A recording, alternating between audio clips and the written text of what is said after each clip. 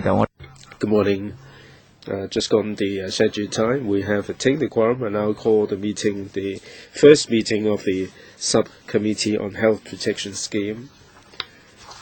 According to the agenda, we have to elect the chairman. According to 22 and Annex 4 of the Rules of Procedure, I'd like to invite a nomination for chairmanship. We need a verbal nomination to be seconded by another member. Nomination, please. Dr. Ka-lau. Yes, we have a second. Dr. Lau, you accept the nomination? Yes. Any further nominations? If not, congratulations. Dr. Lau, I vacate the seat in favor of you.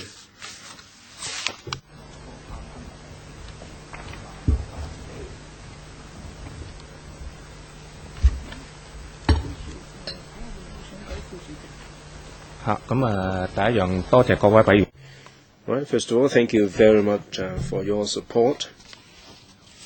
We get on with the Subcommittee on Health Protection Scheme. Do we need a Vice Chairman? We have a total of 8 members. Do we need a Vice Chairman? No?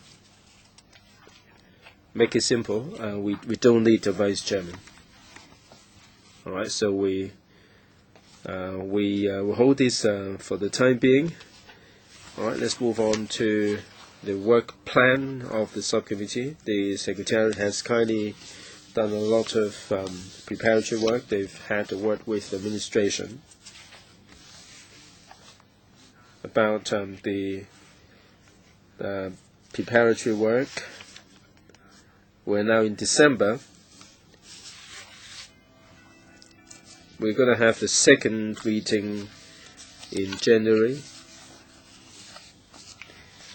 and the administration will bring us up to date about the health protection scheme, and we will also take stock of the situation. We have some new members in this subcommittee, and there will be an update, and in March there will be additional information about the healthcare manpower planning. When this scheme was rolled out, the administration has set up 3 subcommittees. One of them has to do with manpower planning. By April, there will be further information regarding the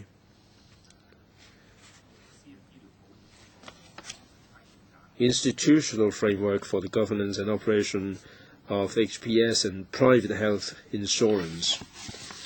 And come May, in fact, the administration did commission consultants to look at the liquidity of the system.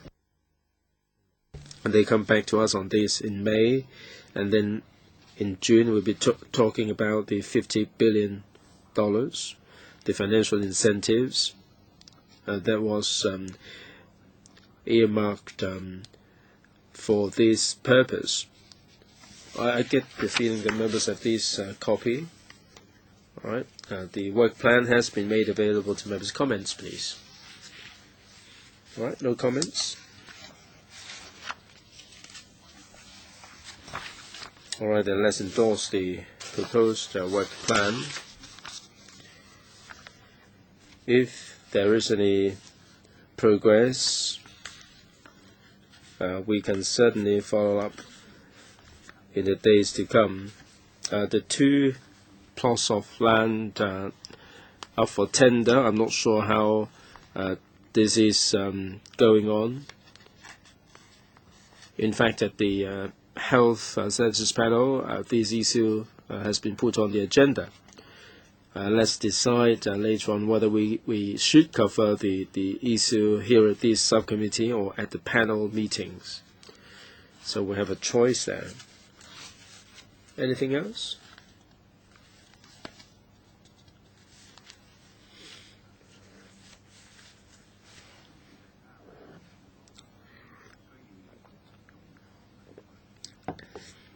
an invitation for public views.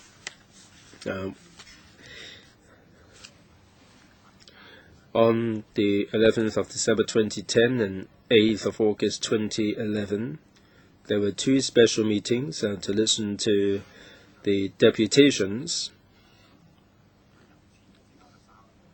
I think there were more than 93 deputations that attended. Maybe some attended on twice, and the net number is 93 deputations.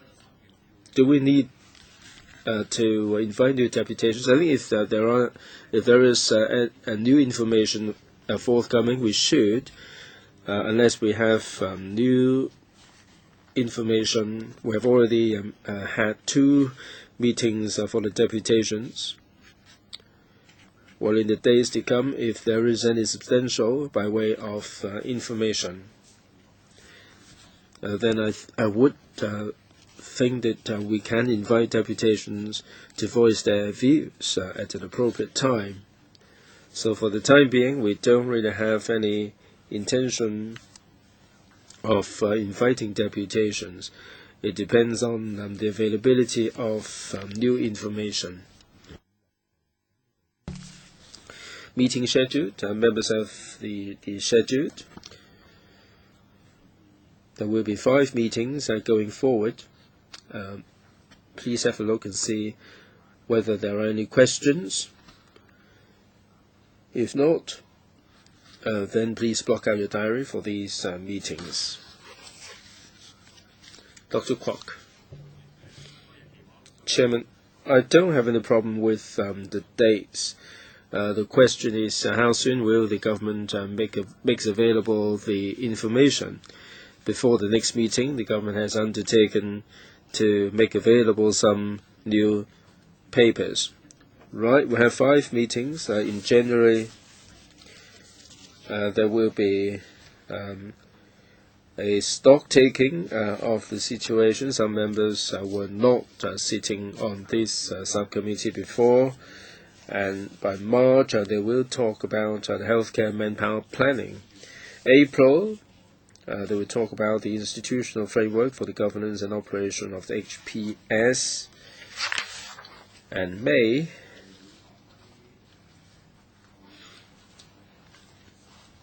they will talk about the provision of packaged services. They've commissioned a consultant to make recommendations about a particular model. And come June, we will talk about the financial incentives in relation to the use of the $50 billion. And this is the result of a discussion between the Secretariat and the administration. They would make available further information. I hope that the administration would make available the papers as soon as possible, but I would imagine that they would not do so until a couple of days before the actual meetings. But definitely we're going to have papers. If there is anything else that you'd like to see included, by all means, as we go along.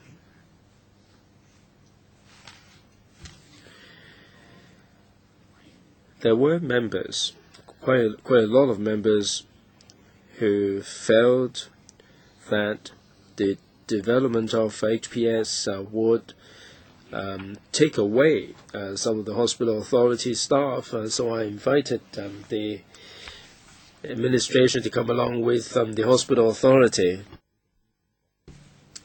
We hope that the administration can give us a guarantee that hospital authority services will not be in any way affected by the HPS.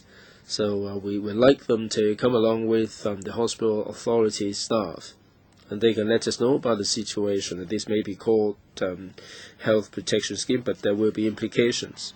Dr. Kwok, manpower planning in March, and this is a good time. The question is whether you are going to be inviting the stakeholders, the medical association, and so on. And I think we can listen to alternative views regarding manpower planning. Well, as I said a few moments ago, the invitation of deputations would depend very much on whether there is any information made available by the administration. We have invited deputations on previous details. By March, if they have new information, then we can decide on inviting deputations. And the other thing is, I hope that this subcommittee is here not just to discuss issues with the administration. Members come from different backgrounds, representing different interests, and I would imagine that members should have some interaction as well. The idea of forming this subcommittee is that members can exchange views among themselves. I hope that going forward,